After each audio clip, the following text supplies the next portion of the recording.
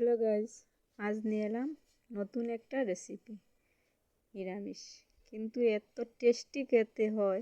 এটা একবার খেলে আর মাছ মাংস খেতেই মন চাইবে না। আমরা সবার বাড়িতে পুজো করি, পুজোর আগের দিন সঞ্জম করি, ভালো ভালো আত্মীয় স্বজনরা আসে, সবাইকে তো আর সব রকম খেতে দেওয়া যায় না, কিন্তু এরকম একটা রেসিপি হলে দারুণ লাগবে খেতে।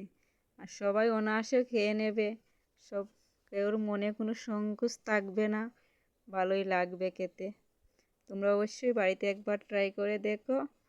আর যে কোনো সরঞ্জাম হলে এভাবে একটা রেসিপি বানিয়ে খেতে পারো। এত টেস্টি হয়েছিল কি বলবো, না খেলেই বুঝতে পারবে না। এটা মাছ মাংসর চেয়ে অনেক বেশি টেস্টি হয় খেতে। একবার সবাই খেয়ে দেখবে, একদম দারুণ।